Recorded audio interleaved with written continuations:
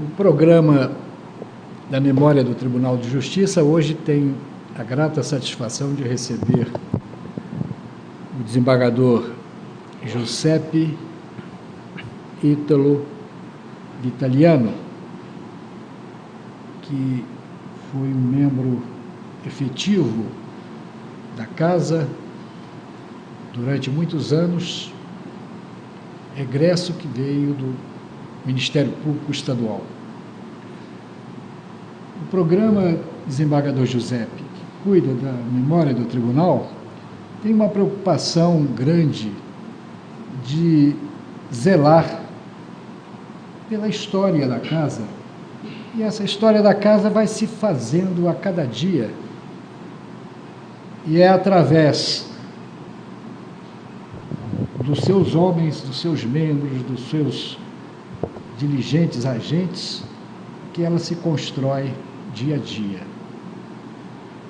Então, ouvir um depoimento de um homem ilustre do direito, como é Vossa Excelência, de um baluarte do Poder Judiciário, porque aqui viveu e conviveu durante muitos anos da sua vida profissional. É sempre uma lição que há de ficar para a posteridade. O fito da Comissão de Preservação da Memória é exatamente este, é de não deixar apagar aquela chama da vida do Poder Judiciário. Daqui a 20, 30, 50 anos à frente, se quiserem observar alguns aspectos do tempo do Judiciário, em que Vossa Excelência foi um dos seus ilustres servidores, terá elementos aqui nesta casa para fazer os seus estudos, para fazer as suas reportagens, enfim, para sentir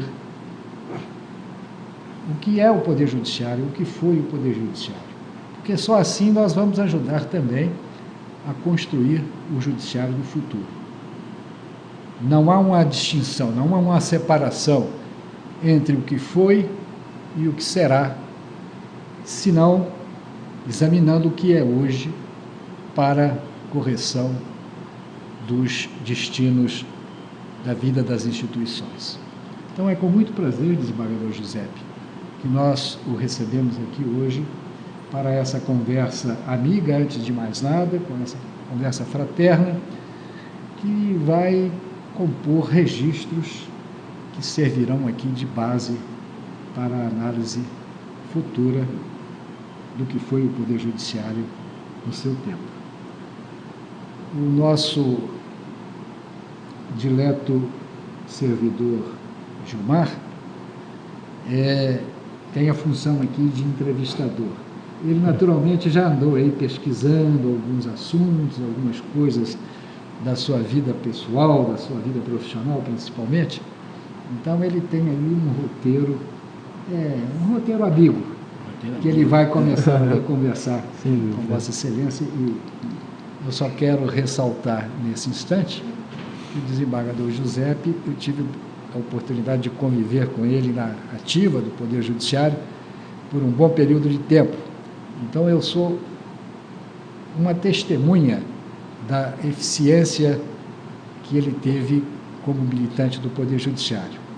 E também devo dizer, nessa abertura da nossa programação, que eu conheço bem pessoalmente e tenho uma estima também muito especial pela sua esposa, a doutora Leia Vitaliano, que é uma criatura que embasa, sem dúvida nenhuma, todos os passos da vida pessoal e da vida profissional do desembargador Giuseppe.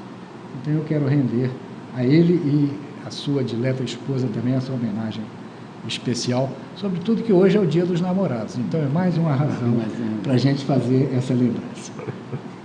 Pois não, Gilmar, pode conversar com o desembargador. Antes de responder as perguntas, eu quero declarar que comparecer hoje aqui para prestar esse depoimento que eu vou prestar é uma honra. É uma honra, é uma satisfação.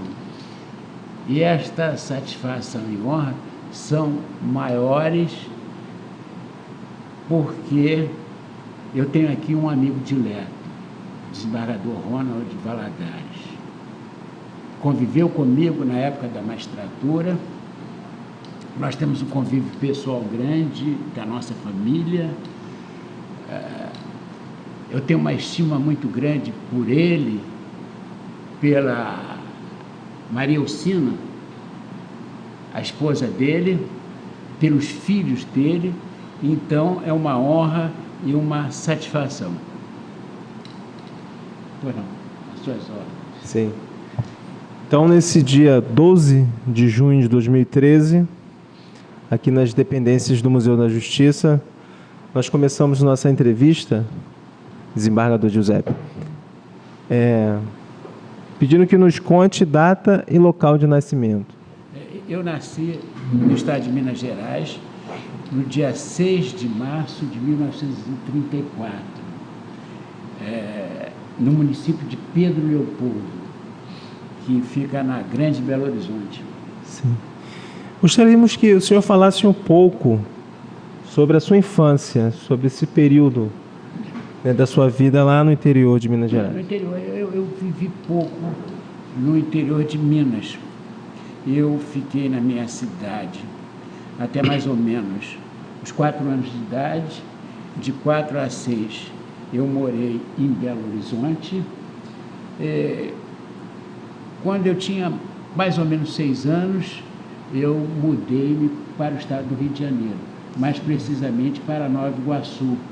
Nova Iguaçu, onde fiz todo o meu curso primário, no então ginásio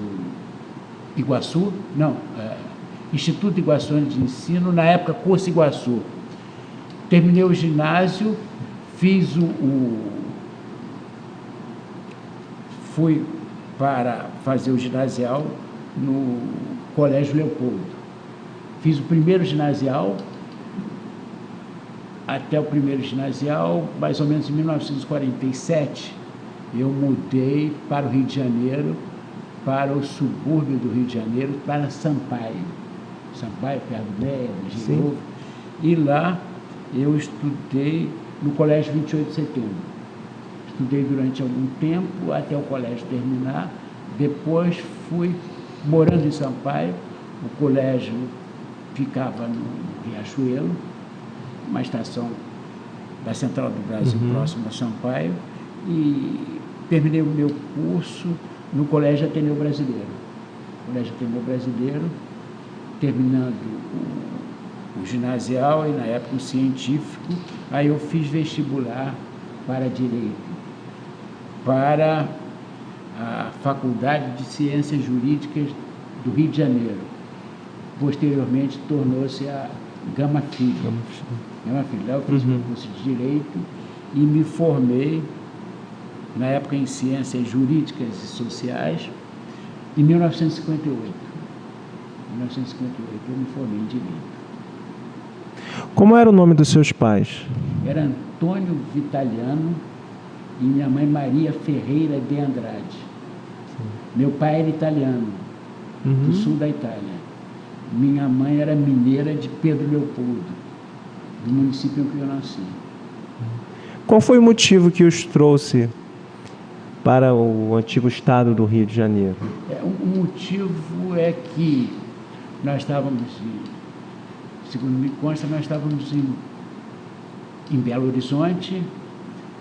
O meu pai adquiriu em Nova Iguaçu uma indústria de artefatos de borracha, uma fábrica de artefatos de borracha.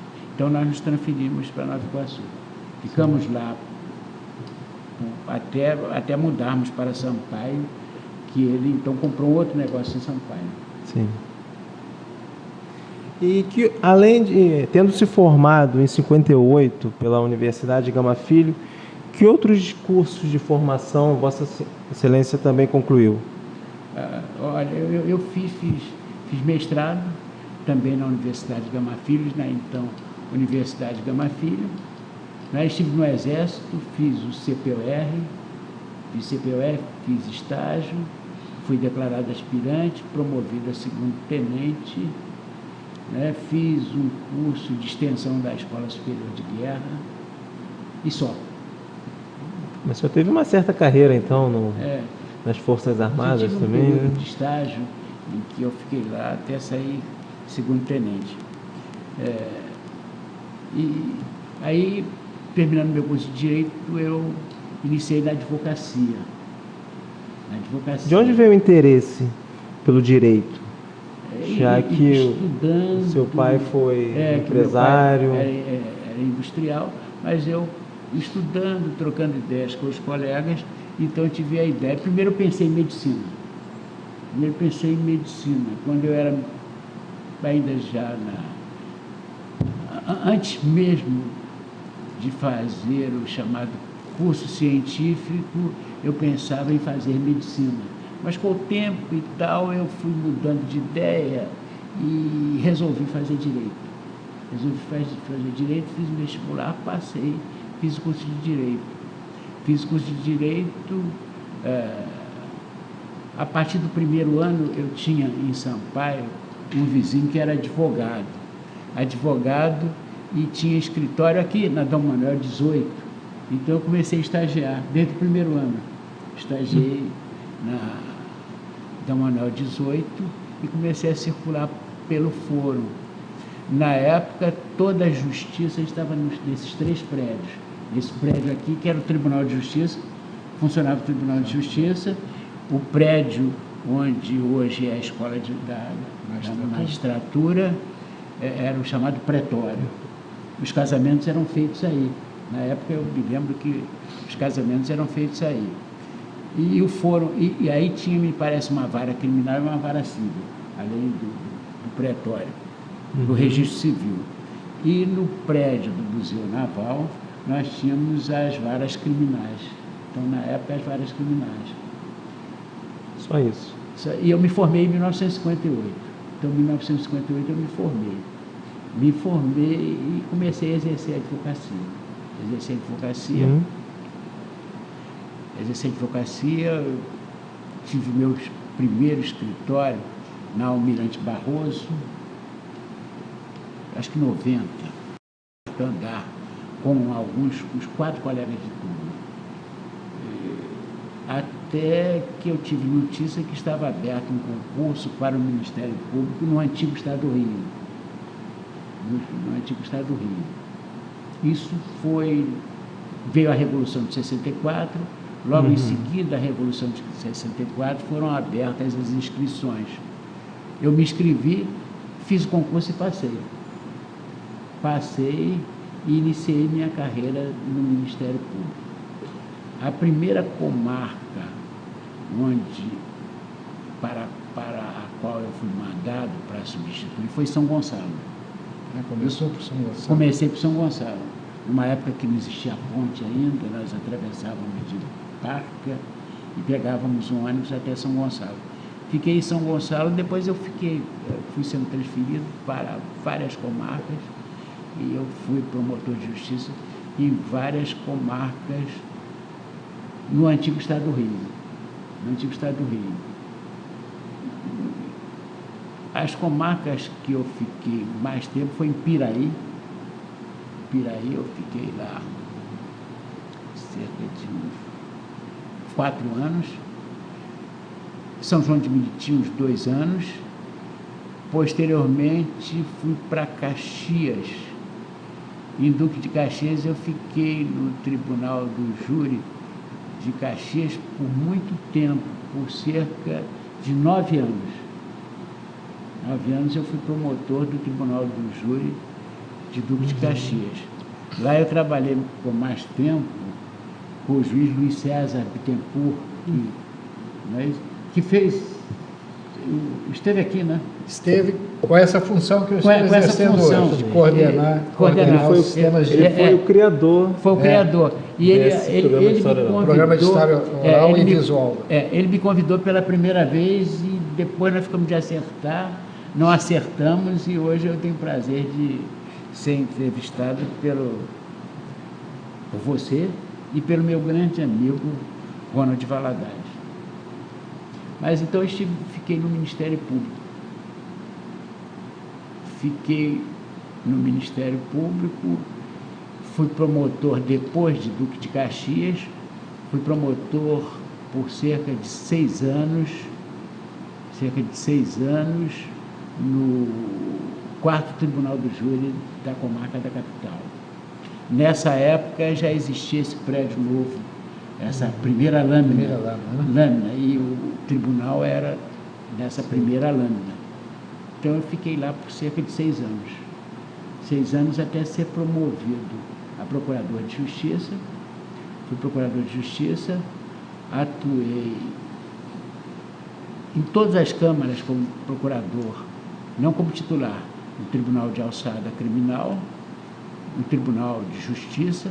Finalmente eu fui titular de uma procuradoria na 4ª Câmara Criminal do Tribunal de Justiça. Isso até 1996, quando então eu concorri a uma vaga no Tribunal de Alçada Criminal. Sim. Pelo 5º Constitucional. Pelo 5º Constitucional, o tribunal me colocou na lista. E o governador, na época, Marcelo de Alencar, me nomeou. Me nomeou, e eu comecei no judiciário, nesta casa, neste prédio, na primeira Câmara Criminal. Esse prédio é histórico, desembargador Giuseppe, né, porque formado em Direito, antes de formar em Direito, ele está dizendo que estagiou em escritório de advocacia, já começou a frequentar aqui. Frequentava aqui. Frequentava aqui. E depois veio a ser juiz do Tribunal de Alçada. E eu frequentei muito esse prédio, sobretudo como estudante. Eu terminava meu estágio no escritório e vinha ao Tribunal do Júri. Assistia os grandes. Foi a época dos grandes julgamentos. E dos Caso Bandeira, né? Caso Bandeira, dos grandes advogados do Tribunal do Júri. O senhor consegue lembrar? Eu consigo lembrar nomes, e muitos até.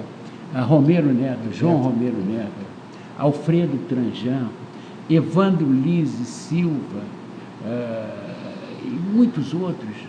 O caso Aida Cury também foi rumoroso, né? Foi rumoroso, e nesse tribunal aqui. E o advogado do principal réu, que o nome agora não me recordo, Ronaldo foi o João Romero Neto. João Romero Neto. Eu me lembro que foi um dos grandes julgamentos daqui do antigo... Não, ainda era a capital da República. Era a capital da República. Ainda era a capital da República. Entendeu? Então, por que na opinião de Vossa Excelência, por que o Tribunal do Júri hoje não desperta mais o interesse, né, da sociedade, como nessa época, onde as pessoas acompanhavam, né, os jornais noticiavam com mais ênfase, eu me lembro da época julgamentos, que, né? Os jornais noticiavam todos os julgamentos.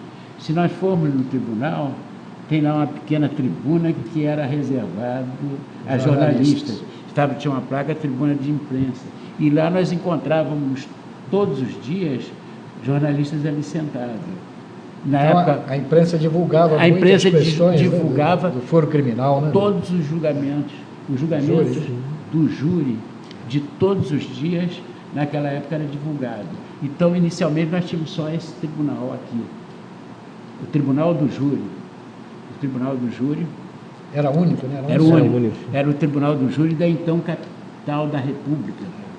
Depois, então, foi criado o 2º Tribunal do Júri. Ele foi inaugurado pelo Bandeira Stampa. Bandeira Stampa.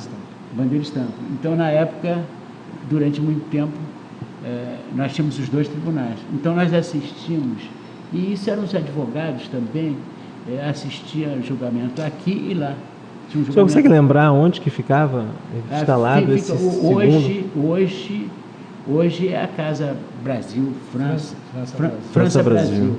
É naquele prédio que foi instalado o 2º Tribunal. Chegou a frequentar lá? Cheguei a frequentar muito e fiz julgamentos, porque antes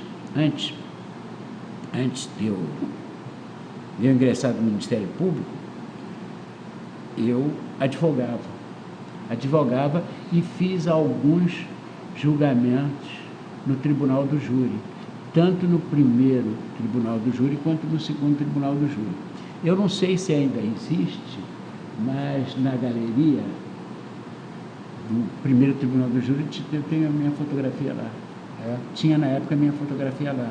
Eu tive alguns processos de repercussão e um ano eu tive um processo de grande repercussão, que foi a chacina do Lins, que eu funcionei como advogado. Então, muita repercussão.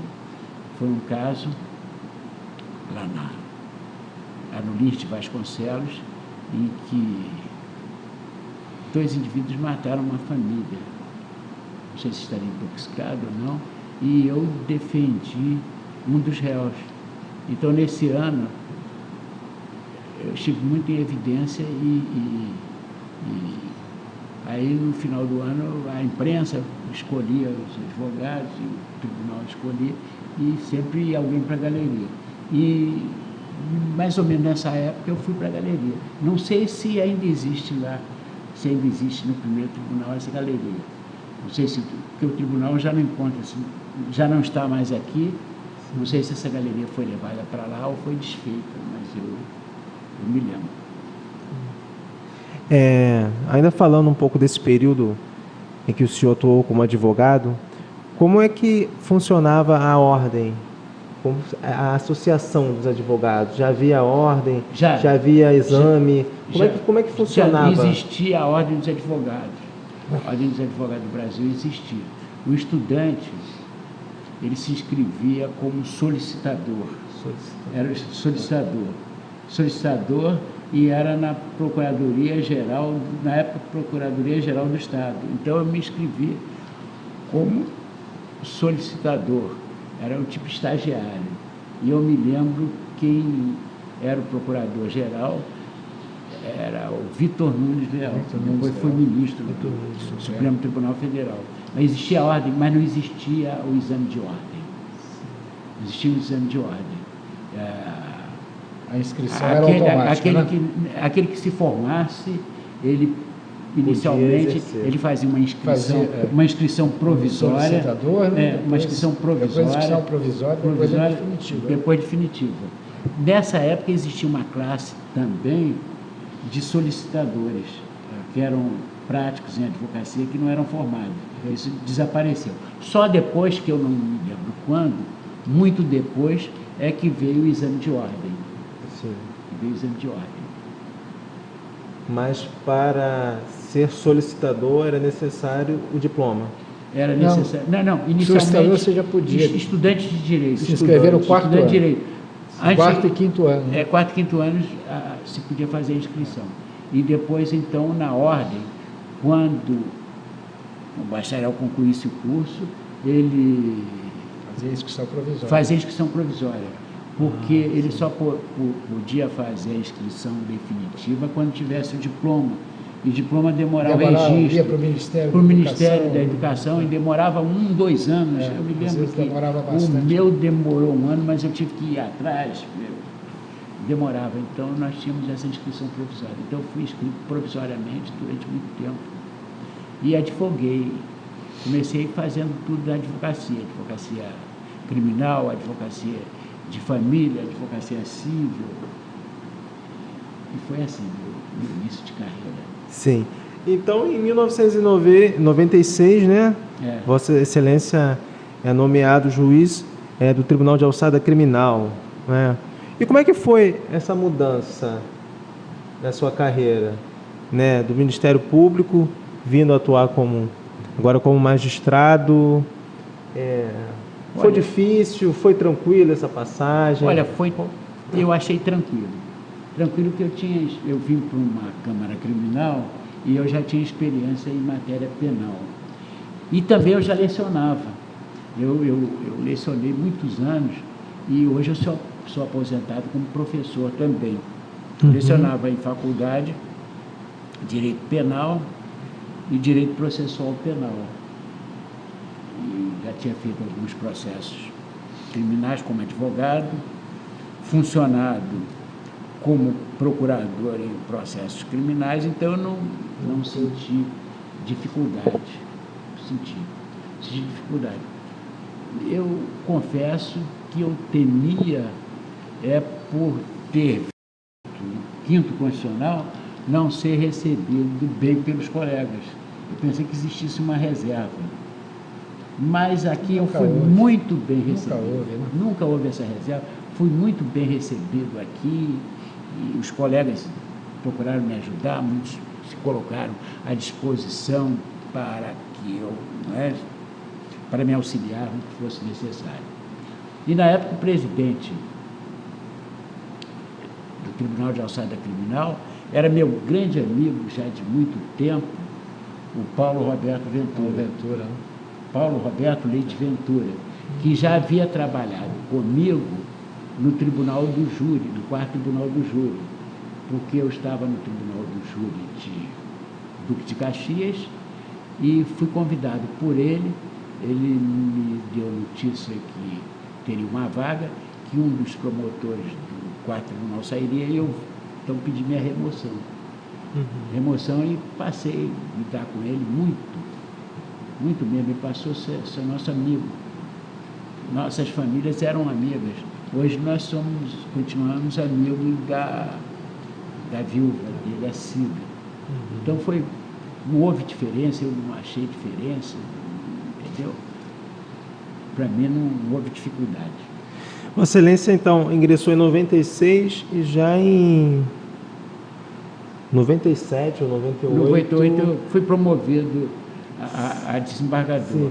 Eu fui promovido porque houve a extinção dos alçadas. Extinto a alçada criminal, eu fui para o Tribunal de Justiça como desembargador. E o que Vossa Excelência achou da extinção dos tribunais de alçada na época? Porque muitos lamentam, diziam que era um tribunal que era muito importante, que era uma preparação para o magistrado antes de chegar a desembargador. Enfim, o que o senhor achou? Eu achei que foi oportuno até para a economia administrativa, porque nós tínhamos 2 estruturas de direção, entendeu? Então, aqui nós tínhamos um tribunal com toda uma estrutura cara para a administração. Esse tribunal se transformou em 4 câmaras. Então, 4 câmaras. Então, a estrutura da presidência, vice-presidência, transformou apenas a Câmara com a respectiva secretaria. Eu achei que não houve prejuízo. Não houve prejuízo para a justiça, em absoluto. Entendeu? É o meu ponto de vista. Não sei se o desembargador Ronald pensa de forma... Eu também penso da mesma forma, porque é um órgão de 2º grau. Então, apenas as competências é que eram separadas uma da outra. Alguns processos eram da competência do Tribunal de Justiça e outros da competência do Tribunal de Alçada, tanto no civil quanto no crime. E com esse detalhe, né, que o Estado do Rio tinha 2 tribunais de alçada por conta da fusão, né, era o único Estado. Mas, na verdade, não foi por conta da fusão, é da estrutura. Porque mesmo. Tinha que ter um tribunal de alçada civil, um tribunal de alçada criminal e um tribunal de justiça com câmaras cíveis e criminais. Mas as competências eram separadas umas das outras, mas não se ligavam com o Tribunal de Justiça, exatamente. O alçada decidia como órgão final de 2º grau.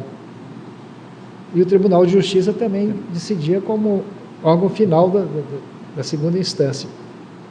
Então, era mesmo só alguns assuntos. No crime eram penas de detenção e prisão simples, né? A competência. Nos crimes, são as contravenções penais, os crimes punidos com detenção. E crimes contra o patrimônio. Os crimes contra o patrimônio. Que eram uma certa quantidade grande. Os outros crimes, os outros eram do Tribunal de Justiça. A competência era do Tribunal de Justiça. Mas tanto um quanto o outro eram órgãos de 2º grau de jurisdição. Exato. Então, a competência, né, era apenas... Eram tribunais, no meu modo de ver, só para ajudar aqui a conversa entre todos. muito bem organizados. Tanto a alçada criminal quanto a alçada civil do Rio de Janeiro eram tribunais assim, modelos, muito bem estruturados, muito bem organizados. Muito bem. Mas tribunais pequenos que, numa estrutura geral, não se justificavam economicamente. Sim. Então, acho que o desembargador José tem inteira razão. Apesar de funcionarem bem, de serem boas estruturas, mas não se justificava. Mas o Tribunal de Justiça tribunais assim podia rever a decisão? Não. Encerrava. Encerrava a competência no âmbito estadual. Então, os recursos que cabiam das decisões do Tribunal de Alçada eram os mesmos que cabiam das decisões do Tribunal de Justiça. Na época, já o recurso especial para o Superior Tribunal de Justiça e o extraordinário para o Superior Tribunal Federal. Entendeu? Da mesma forma no cível. Da mesma forma no cível, né? Então, eu achei que não houve prejuízo em absoluto, né? Houve até uma vantagem administrativa. Sim. Eu acabei falando aqui, ao passar, a respeito da fusão, né, que aconteceu em 75, dos estados da Guanabara, do antigo estado do Rio de Janeiro. O senhor, nessa época, atuava no Ministério Público? Eu atuava no Ministério Público do estado do Rio de Janeiro. Sim. Mais precisamente no Tribunal do Júri de Duque de Caxias. Quando houve a fusão. Eu continuei lá. E houve a fusão, os ministérios públicos se fundiram. Como é que foi esse processo? Foi complicado? Foi tranquilo? Houve alguma complicação, né? Por exemplo, um problema. Nós tivemos, os ministérios públicos se fundiram. Sim. Se fundiram. Primeiro eles criaram classe A, B e C. A teria originado do estado do Rio ou daqui. A de um estado, B do outro e C os que entrassem no novo concurso.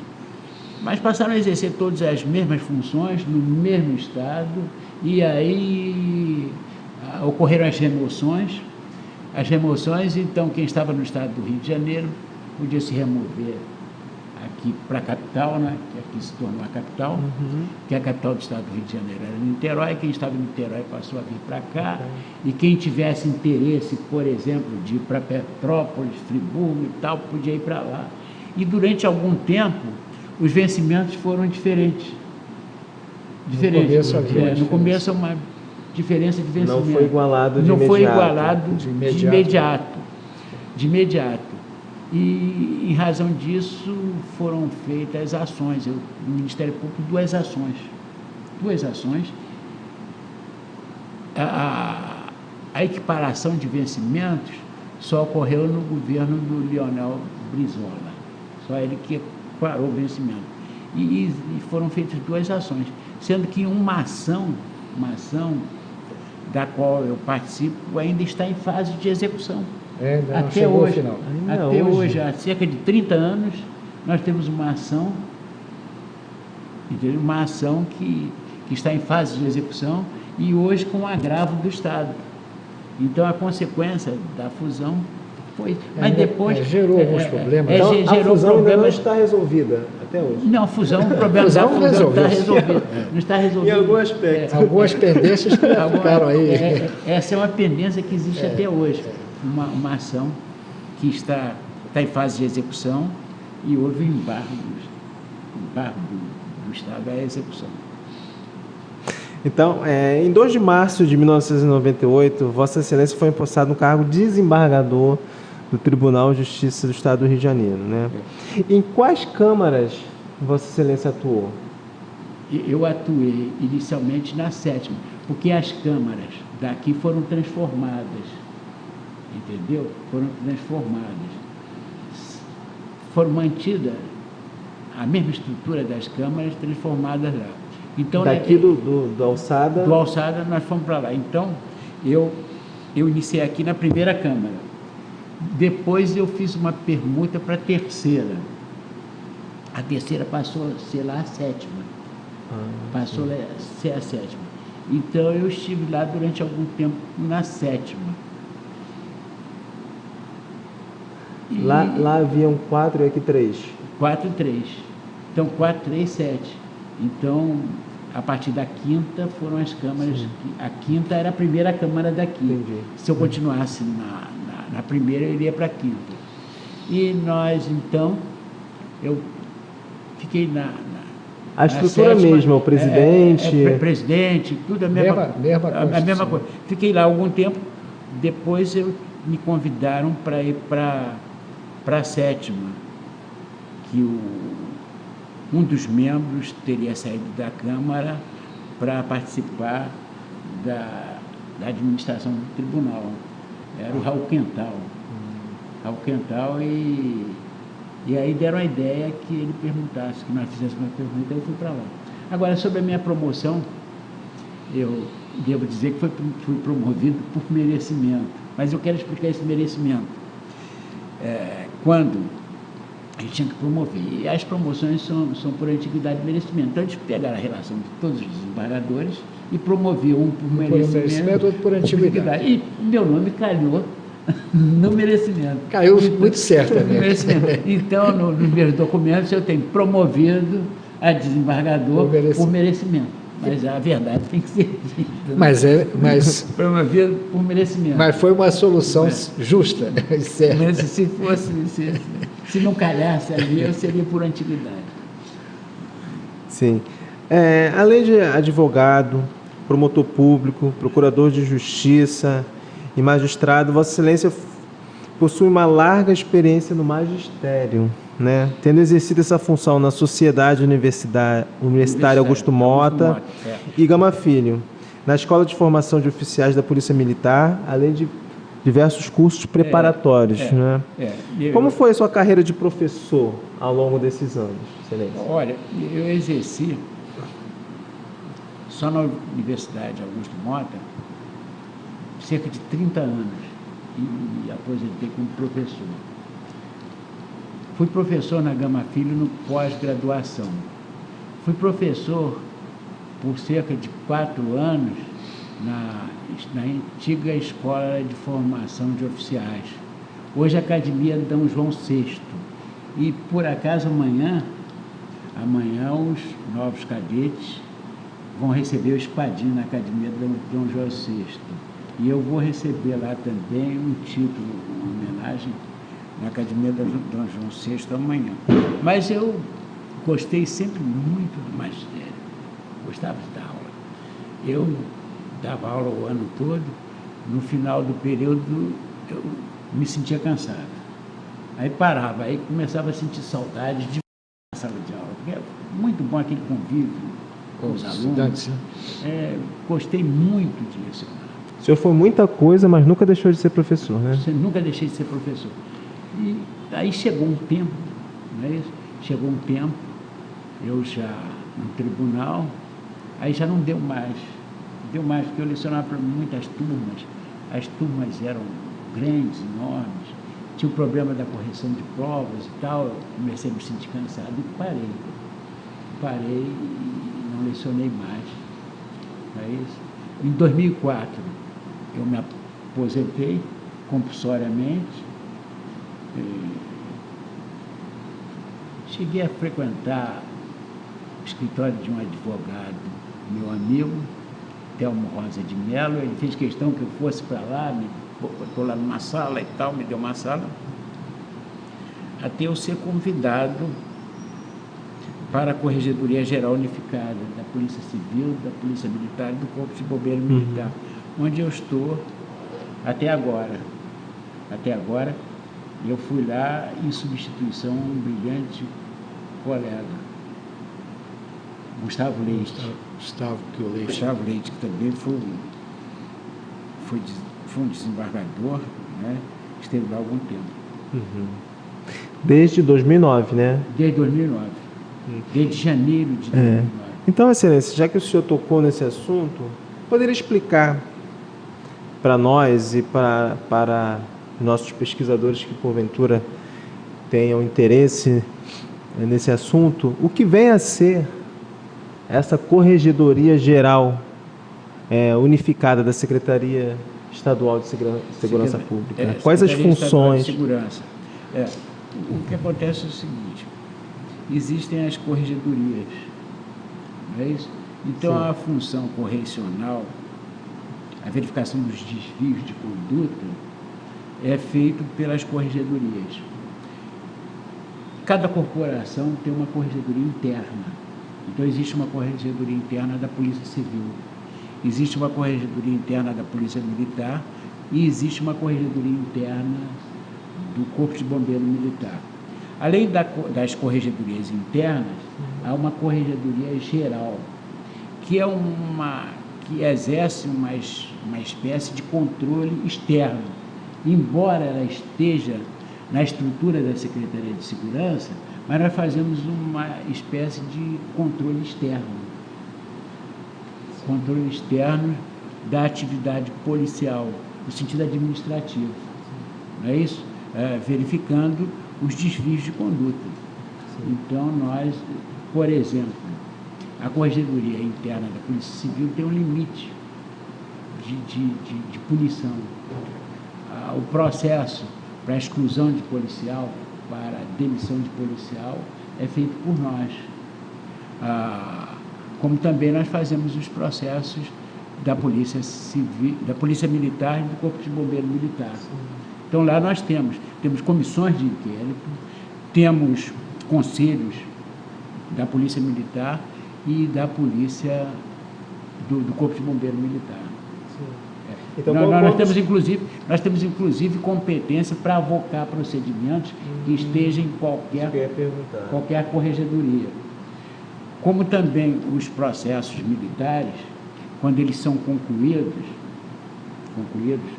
com uma solução, com um relatório, com uma solução ou pelo arquivamento, porque se não for provada a culpa, a solução é arquivamento, ou por qualquer punição, também passa pela nossa corregedoria. Entendeu? Passa pela nossa corregedoria. Então, nós temos uma espécie de controle externo.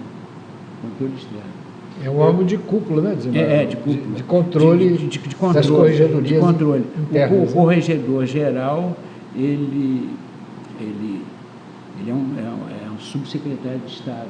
Sim. Secretário de Estado, ele fica abaixo logo abaixo de Segurança. Secretário de Segurança. Imagino que seja muito trabalho, né? Porque são várias corregedorias. O trabalho é muito, várias corregedorias. Então, nós acompanhamos o trabalho das corregedorias, nós realizamos o nosso trabalho, nós avocamos, então o trabalho é grande. Nós temos 4 comissões de inquérito para apurar ilícitos administrativos praticados por policiais civis. Temos conselhos da Polícia Militar e do Corpo de Bombeiro Militar, sendo que temos um conselho. Nós temos a previsão para criar no mínimo mais 2 conselhos da Polícia Militar. E o Corpo de Bombeiro não há necessidade, mas nós não temos espaço físico. Não temos espaço físico para criar. Mas está sendo feito um prédio, ali perto da prefeitura, prédio para a Secretaria de Segurança, e aí nós vamos ter espaço para ampliar. Sim. Para ampliar. Está sendo feita uma obra ali também no Jacaré. O que vai ser ali? Não, ali é para a Polícia Civil. Polícia Civil, né? É para a Polícia Civil, ali é para a Polícia Civil. Sim. Essa é a cidade da polícia. Cidade da polícia. A cidade da polícia.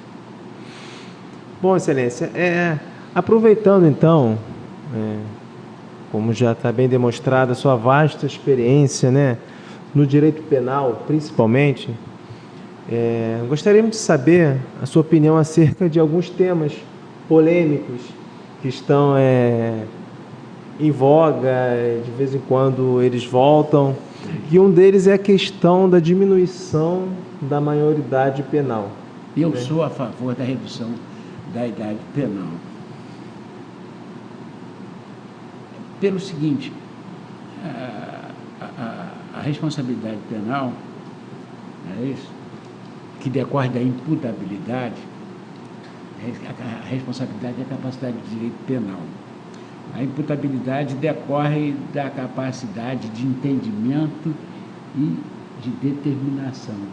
Então, o nosso código, ele para concluir pela imputabilidade, ele segue o critério biopsicológico. Então, aquele é imputável, então é sujeito de direito penal, é susceptível a ser punido aquele que, tendo desenvolvimento físico e mental, ele tem capacidade de entendimento e de determinação. Então, essa capacidade de entendimento e de determinação é em decorrência do desenvolvimento biopsicológico, biológico e psicológico. Não é isso? Em razão da idade, em razão do discernimento. Então, por isso é que ele responde penalmente. Eu acho que hoje, o rapaz de 16 anos, ele tem muito mais capacidade de entendimento e de determinação de que aquele de 16 anos da época em que foi elaborado, entrou em vigor o nosso Código Penal, que é o Código de 40, né? Mas ainda temos, esse Código sofreu várias modificações, sobretudo a parte geral foi modificada, bem modificada. Mas nós temos em vigor ainda o Código de 40, e o problema da idade foi determinada naquela época, porque o entendimento da época do jovem de 16 anos não se compara com o entendimento de hoje. A capacidade de entendimento e de determinação não é idêntica à de hoje. Então, eu sou a favor da redução de idade para 16 anos. E outros países adiantados, não é isso? Em quase todos, a responsabilidade penal com menos de 16 anos. Então, eu sou a favor da redução da idade para efeito da responsabilidade penal. Por exemplo, hoje o menor, ele tem discernimento para escolher o presidente da República, para escolher o seu representante, ele pode votar, não é? E não pode responder penalmente. Então, eu sou a favor. O senhor comentou, né, do nosso Código de 1940, mas já há propostas da elaboração do novo Código. De um novo Código Penal. O senhor tem acompanhado essas acompanhei um projeto propostas? Que nós tivemos até como membro dessa comissão um desembargador do Estado do Rio de Janeiro, José Muniz Pinheiro. José Muniz Pinheiro, mas parece que esse anteprojeto está sendo, não sei, ainda não foi aprovado, vão fazer um novo estudo, né? Parece que não sei como está no Congresso, mas parece que não vai sair agora. A curto prazo não, A curto prazo parece que não. Mas o que o senhor acha? Acha que o nosso código já está ultrapassado? Ele deveria ser substituído? Ultrapassado. Já é o momento de um novo Código Penal, né? Um novo Código Penal. A própria sistematização, desembargador José, vai ficando um pouco prejudicada com a série de leis mais recentes. Mais recentes, né? Que não se coadunam muito com a estrutura básica de antigamente. E antigamente tinha um código também que não é completo, então tem essa legislação chamada extravagante, que é muita coisa que veio fora do Código Penal, né? A vida moderna trouxe vários outros crimes, né? Informática, os crimes financeiros. Então, tudo isso, né? É preciso ser adaptado. Colocados dentro de um novo código, isso fica tudo sistematicamente organizado. Sistematicamente, né? Porque nós tem uma legislação esparsa aí, não é que a gente. Então, crimes financeiros, crimes econômicos, não é isso? É uma coxa de retalhos que existe por aí. Bom, Excelência, estamos chegando ao final da nossa entrevista. Nesse momento, nós gostaríamos que Vossa Excelência fizesse uma síntese, né, sobre tudo que o senhor viveu, né, na justiça, e elegesse o momento mais marcante da sua trajetória, quer como advogado, como promotor, como magistrado. Olha, eu acho que valeu a pena eu ter feito o curso de Direito. Eu, durante algum tempo, antes de entrar para a faculdade de Direito, eu ainda tinha alguma dúvida: será que vale a pena fazer Direito ou não? Será que eu devia estar, quando eu estava fazendo vestibular, será que eu devia estar fazendo vestibular para Medicina? Mas depois eu concluí meu curso de Direito, comecei a advogar, fiz concurso e eu achei que valeu a pena. Valeu a pena. Eu como promotor, fui advogado, não é isso? Procurei exercer a advocacia sempre com critério, com honestidade, isso é importante. E o que eu também fiz, posso não ter sido brilhante, posso não ter sido um luminar nem da advocacia, nem do Ministério Público, nem da magistratura. Mas eu procurei exercer a minha atividade tanto na advocacia, quanto no Ministério Público, quanto na magistratura com dignidade. E eu tive muitas satisfações, não é isso? Quando eu sentia que, como advogado, como promotor, eu podia concorrer, de modo decisivo, para que a justiça fosse feita. Depois, como magistrado, não é isso? Magistrado, nunca fui magistrado do primeiro grau, como o Ronald foi. Então, nós julgávamos num colegiado e muitas vezes o nosso ponto de vista não prevalecia. Mas quando prevalecia e eu tinha certeza que o nosso ponto de vista era justo, eu tinha uma grande satisfação. Então eu acho que valeu a pena. Valeu a pena eu ter estudado Direito, valeu a pena eu ter sido advogado, ter sido promotor de justiça, procurador de justiça, juiz do Tribunal de Alçada Criminal e desembargador criminal. Valeu a pena. Eu não estive na esfera civil como o Ronald, porque eu me dediquei logo de início a lecionar Direito Penal e achei que o meu conhecimento era melhor, eu teria conhecimento para exercer melhor as minhas atividades na esfera penal, então eu fui preferindo, a partir do momento que eu pude, no Ministério Público, ser promotor criminal, ser procurador criminal e depois juiz criminal e desembargador criminal. Então valeu a pena. Valeu a pena, eu tive muitas satisfações e eu não, até hoje eu não me arrependi de um voto que eu tenha dado, porque eu sempre procurei fazer com consciência. Não me arrependi de uma denúncia que eu tenha feito, de um pedido de condenação que eu tenha formulado, entendeu? Então, a minha vida, não é isso? De profissional do direito, não é isso?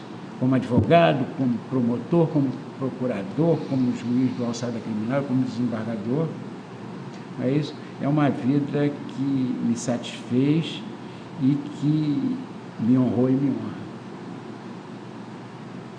Era isso que eu queria declarar. Sim. Bom, muito obrigado, Excelência. Eu que agradeço ao meu grande amigo Ronald Valadares, não é isso, que me deu essa oportunidade de fazer algumas declarações sobre a minha vida profissional, desde da minha Pedro Leopoldo, de onde eu nasci, os meus estudos e a minha vida profissional no direito. E agradeço a você que me entrevistou de forma muito percussiente. Muito obrigado.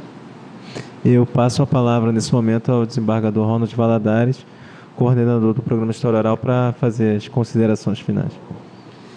Desembargador Giuseppe, em nome da comissão que tem cuidado do projeto de memória do Tribunal de Justiça, Também agradeço penhoradamente a sua participação, a sua presença aqui entre nós. Lembrando que os membros do Poder Judiciário, cada um deles, com a sua vida e com a sua trajetória, escreve a história do Judiciário, numa determinada fase, numa determinada época. Então, homem digno como Vossa Excelência, homem que foi se preparando para a vida do direito desde o tempo de estudante, de estagiário, de profissional recém-formado, de membro do Ministério Público, de professor formador das novas gerações para o ingresso na vida jurídica, de magistrado, e que cumpriu o seu dever, e bem, e que ainda continua prestando relevante serviço à sociedade, convocado para uma missão de relevo nesse nosso contexto presente, a Corregedoria Unificada e Geral da Secretaria de Segurança Pública do Estado do Rio de Janeiro. Então, isso tudo, em resumo, comprova o seu valor de homem público, absolutamente útil na sociedade do seu tempo.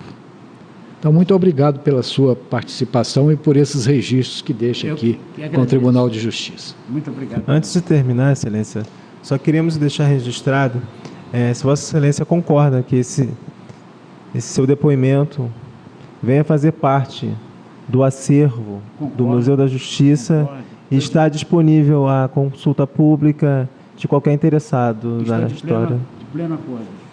Então, muito obrigado. Eu que agradeço. Muito obrigado. Obrigado.